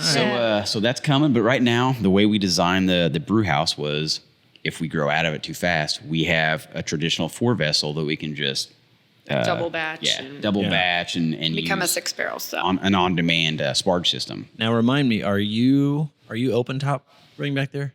I can't remember. So we're direct fire. We're a direct fire brewery. Yep. Yeah. So So I was we- going to say, I think that I've only ever heard of one other brewery in our region, Ivory Bill, that has the open top. yes, like, and it's very protected. And they're of it, and they're which is wood good. wrapped. Like I said, my dad had actually Missouri made walnut. he made the barrel, the staves out of Missouri black walnut. So you kind of bring that element of Missouri here. Yeah. A local company, KMI Metals, did our bands for them, so they look like actual English vessels. That was the plan in the beginning. it's funny. We'll go to breweries and he'll say how he has a traditional system and how he does like to be hands-on, and they're like, "You still use a mash paddle?" Oh yeah. Yeah. And they kind of giggle at him, but like a caveman, It's all right. But I like it. I've always liked this. So we're grain to glass. We mill everything in house all the way to the final. So I like having my hands on it. It's a little bit extra work, and as you grow, you do find yourself getting out of that. But right now, up to 7-barrel, I think is fairly manageable. Yeah. And I love doing it. But I feel like you can tell that he is hands-on all the way through. Yeah. Like, you can just feel it in the beer. I know that sounds weird, but Well, no, and The it, Colonel Brewery in London is like one of the places that kind of helped me in the very beginning, like inspired for like, I want to model my brew house off what he's doing. He was like in an old defunct subway under a tunnel, and his system looks basically just like mine. but it's kind of like, I want it to look like that. But he was very hands on, and I just remember watching videos and interviews. I'm like, God, man, that's what I want. I want like traditional. Yes, and he loves his traditional, but then he'll go like he went and got to do a collab with 4x4 in Springfield, our buddies, and he brewed on their system, and he got really spoiled. He came back thinking he needed everything electric this is and awesome. everything. He's like, oh my gosh, this is amazing. Stress free.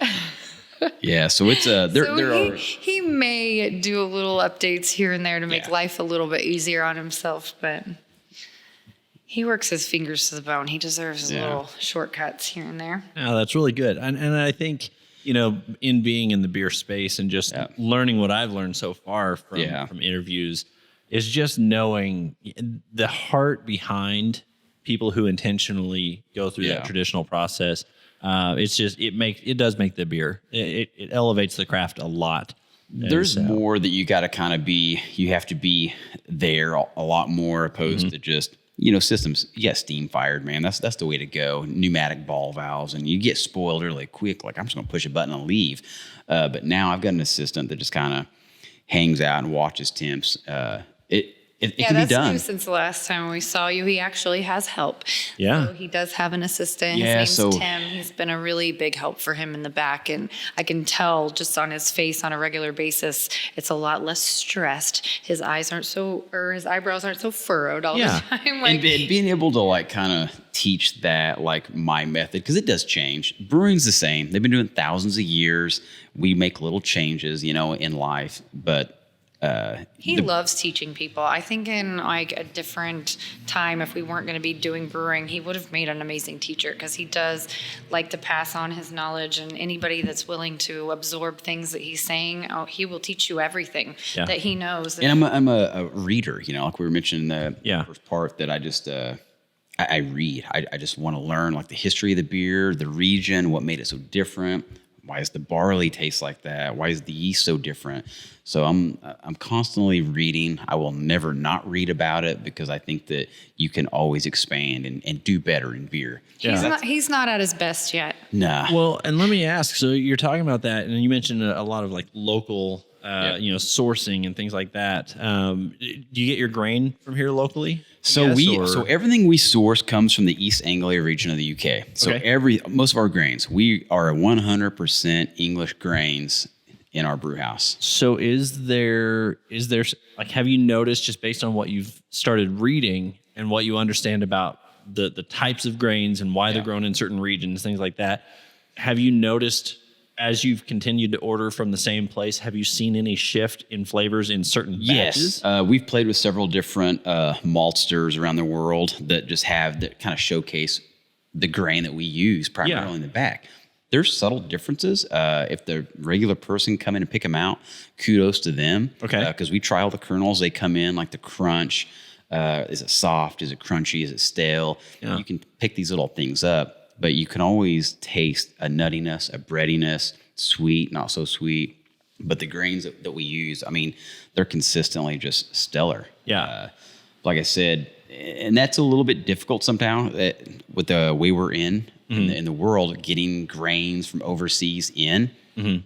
We don't use anything from the U.S. for grains, so it takes a little bit longer. It does. And in the last few weeks, it's been getting ridiculous, but we're hanging in there. I was going to ask. So during the whole last 2 years of daunting existence in this world, have you what was probably is there a time that was kind of the bleakest for getting grains and supplies, or is it kind of just been all a slightly slower process? It's been, so we've never had issues getting what we need. Obviously, we're in craft beer is growing rapidly right now. Exponentially. So the bigger they get, obviously, hop farms get stressed. If you don't have a contract with a hop farm, you're going to be on a what's called spot hop list. You get what they have left over. Gotcha. But us being all English traditional, we don't really ever. Planner. We don't have issues getting hops for the types of hops we use. Okay. Grains, I think since we've been opened twice, have we kind of had some issues getting the grain that we need. But we have had some backup options, but there's always going to be a subtle difference, So we never want to cut corners as far as the quality. I've never not used like like English grains, so I can't speak on behalf of any other maltster, out there. Like, I don't know if it's good or bad. I just know what I know, and I don't want to change that. That's awesome. No, I think that's great. Not just saying stick to your lane, but like you know what works, and you have gone through the detail to figure out what do you want to be known for, what flavors work for you, and what suppliers can provide that for you. And I think that's too many people get caught up in trying to always do something different. Yeah, and they kind of lose their identity. To be a little more traditional, and we do have people that miss the fact that we aren't a huge IPA brewery. IPAs are big. We've been to breweries where, because let's be honest, they're easy. 80% of taps are IPAs. I'm sorry, I'm the non-brewer guy, but I'm going to say, the IPAs, from everything I've understood, it's like, just make it an IPA. We'll throw in more hops. It'll be okay. Right. And that's the thing. And we never were going to do a ton of IPAs, but he's taken IPAs and put his English spin on them and made them his own. And every IPA that we have, it is always malt forward. I'm a very balanced brewer. I always balance hops and malt. I never go more hops, less malt, more malt. I just don't. My palate's a little bit different. Tiff is a very good tester for beer because her palate's way different than mine. I'd be malty all day long with no hops at all. Wouldn't care. You wouldn't care. But we do have some. Our New England IPA, believe it or not, is one of our top sellers in the tap room. I love hazy IPAs. I love juicy IPAs. West Coast styles, we've done some good success with them. But in our area where we're at, people love stouts. They love these pub ales, and it works. But it's rare that we have more than one up there. But we are releasing Redlock, which is our red IPA, and it's named after my dreadlocks. I was going to ask where that came from. That beer was named after me. It was fun. We have one named after our daughter. Her nickname was Peanut, and so we had Peanut, the peanut butter oatmeal stout. Oh, nice. And then we had an Annie O, which was an orange mimosa sour, named after his mom. So I keep saying we need to name one after my mom. Her name's Jeannie. Okay. So I'm like, I dream of Jeannie. Sorry, Jeannie. Sorry, Jeannie. You could put them in, sell those all in growlers, and then it'd be Jeannie in a bottle. Yes. So there you go. Yes. There you go. All right. There's your name. So now we've also, you touched, you said sour a while ago. Yep. I just tasted the Ambrosia pineapple cherry sour. So where did you venture into sours? First of all, absolutely delicious. I think light. All of us growing up in the 80s know what cherry fluff is, or Ambrosia salad. Yeah. Our grandmas made it. Yeah. Our parents probably made it at Thanksgiving. My mom still makes it at Thanksgiving. That's basically where it came from. Yeah. Okay. Number 9 is our sour tap. Yep. We've had a sour. We actually had 2 on in the beginning. Yep. The first few months we were open, we had 2 sours. They go over really well with the ladies, even with the dudes. They're walking around with their little stemless and their pink, sour. Yeah. Sometimes it's Do they drink it with their pinky out though? I think so. Sometimes. I have to because I have a jacked up pinky. He does have a jacked up. I just have big hands. Last doesn't fit. Sorry. Yeah, so that beer is basically just kind of we always don't want to repeat anything we've done. I do a lot of search engine searches like, hey, has someone done this beer before? Yeah. So that's kind of my Yeah, and then we'll never do the same. That's your driver there, huh? Yeah, we'll never do the same sour twice, but we will repeat them throughout the year and bring them back. Everyone's got their favorite sour. That one was like it started as a cask. Another cask turned wall. It was brewed with it was cherry, pineapple, marshmallow, vanilla, a lot of lactose, coconut. Okay. So that was basically. Now, where did that idea come from? I got to ask because that's not something I would initially put together. It was right before we were just trying to think of Christmassy beers. We did a fruitcake IPA. Yeah, we did a fruitcake one. We did an ambrosia first, and then we did the fruitcake after. Just like what seasonal? What do you see if you go to your friend's house, your parents' house for Thanksgiving? What are you going to see? Yeah. Christmas time. What are you going to see? Yeah. So that's kind of how they were born. I'm like, you know what? It was that or the gravy beer. Yeah. In this past year, my mom had cherry. She had cherry fluff. You know, I'm the only one that eats it. It's funny you say that because I was driving up here earlier and definitely did not look at my phone while I was driving. But I happened to notice that like Martin House Brewing out of Texas? Yep. They always do their pickle beer. Yeah. There's like a whole spiel going right now with them, and like HEB is like really leveling up on weird gift baskets.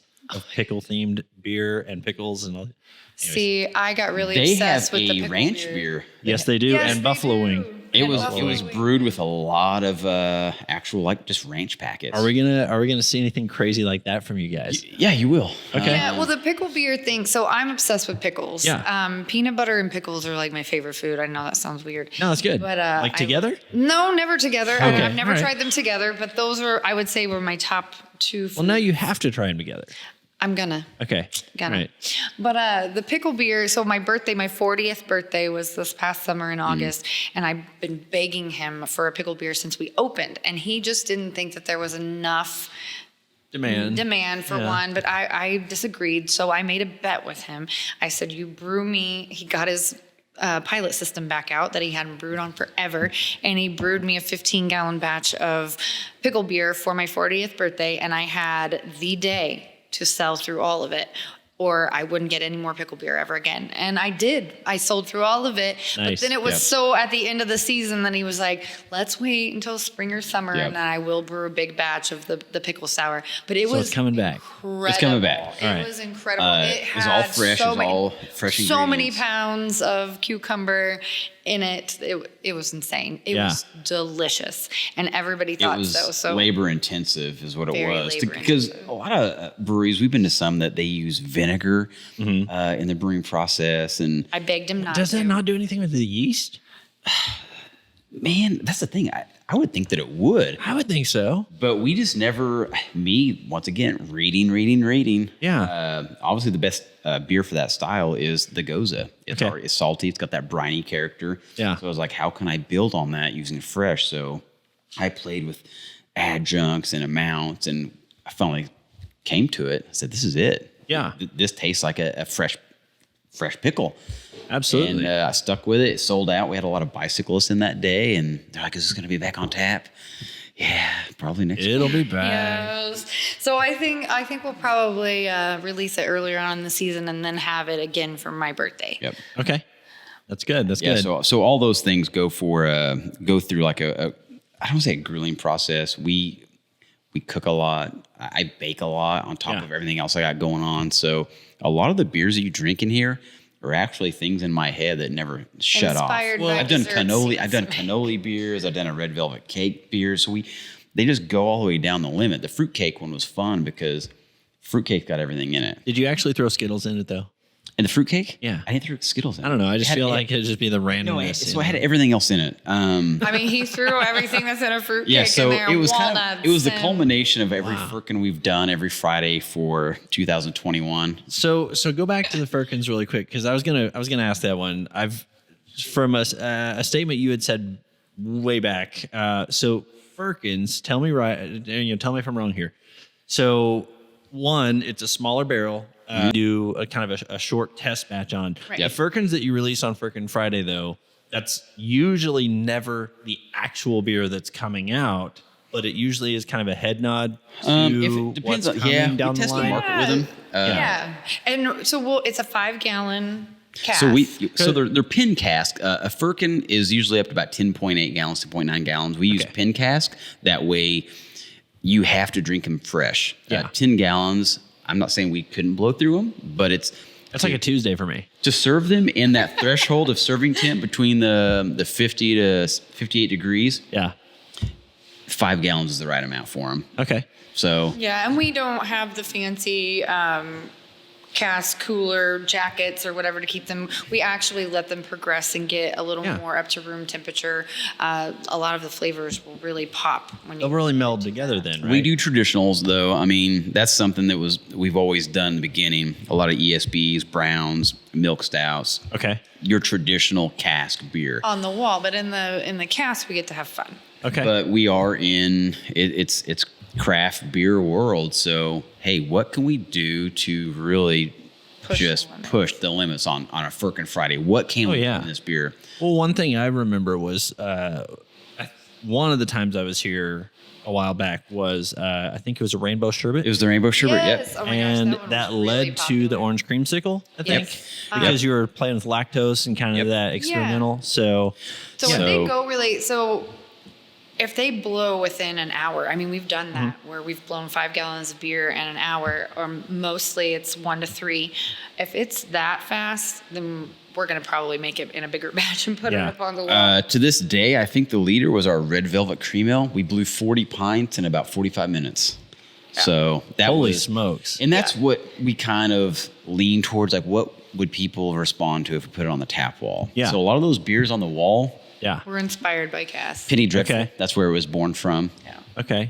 So now, is there a possibility that you'll have something? Right now, we're 2 weeks away from the Super Bowl. Yep. You guys have any plans for it? Is there a beer that's already in your brain right now for like Super Bowl release? And you don't have to tell the name of it or anything. I haven't really thought about. So it's usually on a Friday, and I don't even know if we're going to open. We don't have TVs. I don't know if you remember. We're unplugged. We are so I understand. unplugged. So I'm sure that we'll do something fun. You could do the anti-Super Bowl party, or the anti-big game. You could do the little game party. That would be great. Yeah. Not anti, just be like, In our area, there's not going to be anyone watching the Super Bowl, I don't think. yeah, see, because They're already our us. season just ended last night. Not after yesterday. Yeah, because Disaster. I'm a Chiefs fan, and as well. I'm not bitter, but I thought sound bitter. when we got the coin toss for the second week in a row, You're like done. I was like, okay, there's a good probability we're going to the bowl, and then that didn't happen. Done.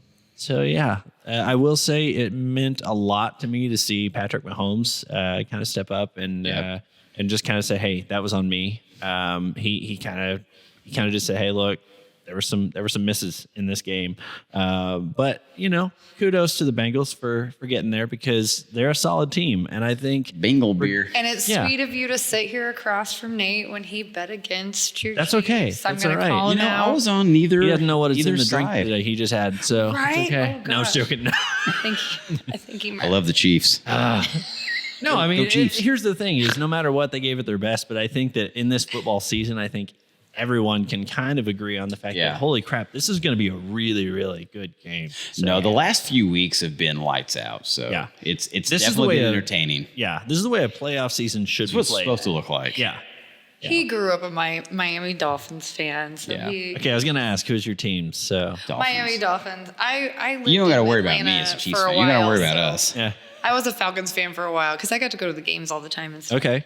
And one of my friends, she massages the Falcons. That's kind of a backstory as to how the brewery really came along. Well, come on, you saved the best for last. Then Yeah, Give me we this have- nugget. we have Give me to. this nugget. Let's We go. have to. This is the. And then we'll bounce into a This couple is questions here, but okay. you gotta give me the Yep. biggest nugget here. So I lived in Atlanta for a while, and you guys know by now I was a massage therapist, and one of my friends was the massage therapist for the Atlanta Falcons. They don't have openings up very often. Once you get that job, you don't quit it. So when I lived there, I applied, but it never came open. I never got a call, and I was kind of bummed about it, and I moved back here. Well, I was a few years back visiting my best friend in Atlanta, and her boss had called her at the same time we were on our way to dinner.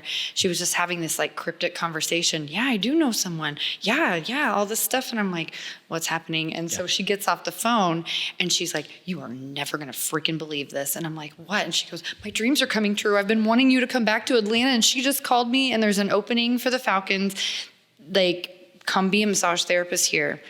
She said that she would interview you. I gave her your information. I sent it over to her and stuff. And I was like, no way. Like, this was my dream job. So I call him. He's back here with Bailey. I call him and tell him that I got this amazing opportunity and that, maybe we should move to Atlanta so I can be a massage therapist for the Falcons. And he's so sweet. His immediate response was, yes, Yeah. we're going to make your dreams come true. That's freaking awesome. Like, we'll talk about this later. You're going to dinner. Like, we'll talk about this later. So we did over the next couple days. And when I actually got home and I was off cloud nine, we really did talk about where we are. I told her to go ahead. He did. I said, and that we were going to make it happen. I said, we'll but then- do long distance. We'll figure it out. Yeah. Okay. So we were until we could get the family. Because a little backstory, our daughter is not mine. It's Nate's and his ex's. And she had passed away from CF, which is cystic fibrosis. And so that all kind of happened at once. And so when I got home and realized that maybe uprooting our family at this point in time wasn't the best idea, and then I needed to pump the brakes, and that the timing is everything. And this timing just didn't really line up. And so after I turned the job down, I came to him and I said, listen here, somebody's dreams are coming true. You've literally been talking brewery. We've been collecting, stuff that we need. It's time to look for a building. Now's the time. It's time. Here. Someone's dreams are coming true. Poop or get off the pot, Nathan. Yeah. So we started as soon as I got home, and a couple weeks later, we were starting to scout buildings and go look, and we got a really awesome realtor and just started looking. So I won over the Atlanta Falcons like everybody does. Hey, that's okay. That's good. I like that. I really like that. Ooh. Somebody send them some salve, please, for those burns. We got friends down there. It's okay. Yeah. So it's okay. I'm watching the Super Bowl from the same place that Tom Brady is. The couch. The couch. The couch. Oh my gosh. The couch. Yep. But yeah, so that's kind of how it really pushed him to get open. And he knew that if I was turning down that, he better deliver on his stuff. Yep. So. And Beard Engine was born. And here we are. That's super cool. Super cool. Well, thank you guys for sharing that with me. Sure.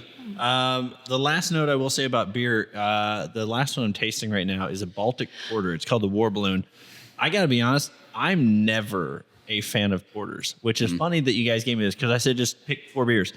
I'm never a fan of porters. I'm a fan of this porter. Isn't it delicious? I let Nate pick one on your flight, and then I picked my last 3 favorites. So the Baltic is kind of a marriage between an English porter and a Schwarzbier. Okay. And it actually is lagered. That's what makes a Baltic porter so significant and different. The alcohol's a little bit high.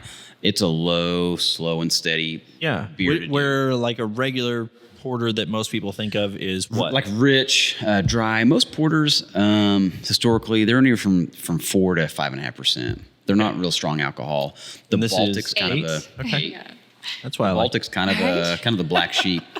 But no, that was it was widely popular from the UK when they were shipping it out along the Baltic Sea. All those Baltic countries, Lithuania and whatnot, when they got it, they're like, "This is good. This will keep through the season. We should make this." So that's kind of how I was born. That's why it's called the Baltic Porter. That's fun. That's super cool. Well, so I mentioned there's some fun questions coming. Yes. Here's the fun. Here's the part that even adds a little bit more to it. So I have kind of built a deck of these, but I don't know which ones are in which order. Okay. So we're just going to kind of roll through a couple of these. Rapid fire. This is rapid fire. Get to know you. Okay. Just answer the first. Here's the thing. You can tell more detail if you want, or you can just blow straight through it. Okay. Let's blow through it. All right. Let's so, do it. So get to know you a little bit better here. Okay. What is one beer you absolutely despise? That's easy. He despises the Clash. Oh, all right. It's our resident house beer, the Clash. That's Yeah. It's a vanilla cream ale. It's the most American style we have, and he's more English. Just not a fan. Nope. Not a fan. All right. Nope. Is there now? I'm gonna let you throw elbows for a second. What's a beer out there on the market that is like super popular right now that you're like, I don't get the appeal of this thing? I think it's crap.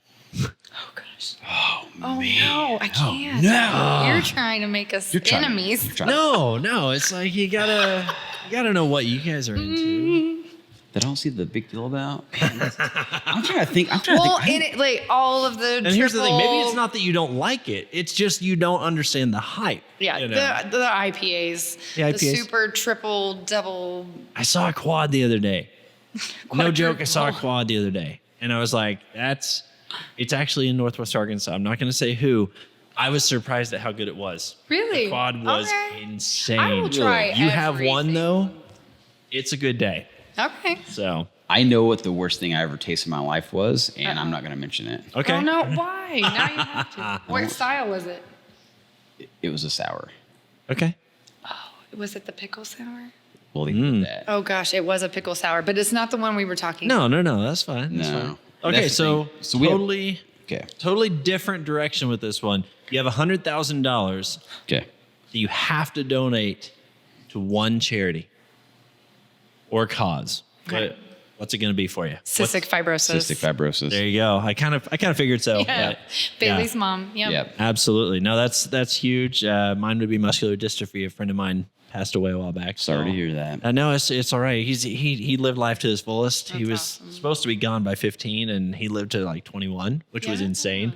And anyways, That's we'll amazing. get into that story later. Yeah, But, that's amazing. Same with her though. They told her 13. Yeah. And then she lived past her teens. She lived to be 31. It's incredible. Yeah. Incredible. Take that, science. Right? So what is the best piece of advice you've ever been given? The best piece of advice I've ever been given. That can be beer related. That can be life related. You Um, name it. What's something that other people need to hear? Do it. Just do it. I'm gonna lean towards my Do mom. Michael Jordan and just do it. Yeah, I'm gonna go with my mom. Don't ever be counted out. Don't let someone count you out. You have to show them what you can do. Don't be afraid. That's what she always said. Just don't be afraid. If you want something, you have to go get it. Yeah. So it's gonna be hard, but it's attainable. Yeah. So And we have to set a good example for our daughter, and everybody should set a good example for the kids that are going to be the future of everything. So if Yeah. we're not teaching them correctly, love then your they're not neighbor, gonna respect know. your neighbor. Just Work be hard, a kind learn person. a trade. Yeah. Trades are a dying thing. Like, learn a trade. And they're so needed right now, especially. Yeah. Yes. So just do good. Right. Just be your best self. So last one for this session I will ask is, you mentioned being a big reader a while ago, and it's funny that this one came up. So what book belongs on everyone's shelf? If you had to give a recommendation for someone to read a book in 2022, this is going to revolutionize you, or this is going to just open your mind a little bit. What book are you reading? Oh man, that is a tough one. It is. Just because I know everyone's so different as far as what they read. What spoke to you the most recently? Let's shift that request there. What's the book that made the biggest impact on you? And Tiff, if you see, if you know there's a book that hit him really hard. I'm trying to think. She acts pretty closed off with it at her. She's really asleep. Oh, That's okay. That's all right. what's the one that you read in the beginning that kind of helped you to do it on a budget? Brewery on a budget. Tom Hennessy. He was the creator of Colorado Boy Brewing. He's got several breweries out in Colorado, but that book kind of guided me in the direction that you can build a brewery with literally pennies in your pocket. Yeah. That would probably be the one that actually inspired me to want to write my own book, to show people that, hey, you can do this with very little. You don't have to have that capital that breweries do need. It's a capital intensive business, but that book really made me think outside the box. Yeah. But it's Tom Hennessy's book on brewing. I mean, and how to go from point A to point B With the least without amount help. of money. Without help. And without help. Wow. Yeah. That's super say. cool. Well, thanks for sitting down with me. I really appreciate your time, Yep. and appreciate our friendship and everything. Yeah, 'cause for sure. We love This you. has just been so much Yeah, fun. we love you, man. You're like and, family. So Hey, I appreciate that. We're here. It's the end of episode 1 of the Brew House. I'm so glad. We made it, guys. Yay! We made it. So if people are wanting to find you guys, what's the easiest way? Where can they find you online? Where can they find you? Shoot out the address and tell them why they need to come see you. So Facebook, Instagram, Twitter, Google, beerdenginebrewco.com. We have a website now. It got a hasn't been website? open for very long or up and running for very long. So go check that out, please. We have a online store where you can purchase stuff and we'll ship it right to you. We live right next door to a post office, so we can ship things fast. And you have these killer shirts, by the way. The work and shirts it's flat are rate phenomenal. $5 shipping to anywhere in the United States. I get. Yeah, and just like I said, always look on Facebook or Instagram for our upcoming events. Our website is also updated regularly with those events coming up. We have live music every single weekend. What's the address here? 208 Main Street, Alba, Missouri, 64830. Phone number is 417-483-0709. Oh, look at that. Look at that. He's on it. Like a commercial. Come by here 4 p.m., right? Firkin Fridays? Firkin Fridays are we tapped at 4 p.m. we open at 2, but the Firkins are flowing at 4. Yep. And they're usually gone by 5. Right? So if you want the Sometimes. cool, tasty, crazy beer, then get here soon. So thank you guys so much again. We Thanks for appreciate you. having us. And we'll catch y'all soon here on the Brew House. Awesome. Cheers, guys. Bye, friends. Hey, thanks again for listening to this episode of The Brew House. I really appreciate you being here, and I want to give you the recognition that you so richly deserve for being a follower. So do me a quick favor, leave us a review here on whatever platform you're listening on right now, and at the end of each new episode, I'll be reading one or two of my favorites, so you might be able to hear your own review read soon. Thanks again. Cheers, friends. You've been listening to The Brew House, a production of Remnant Media. Be sure to subscribe via Apple Podcasts, Spotify, Google Podcasts, or your other favorite podcasting platform so you don't miss another great episode. Thirsty for even more? Follow us on YouTube, Instagram, Facebook, and even TikTok.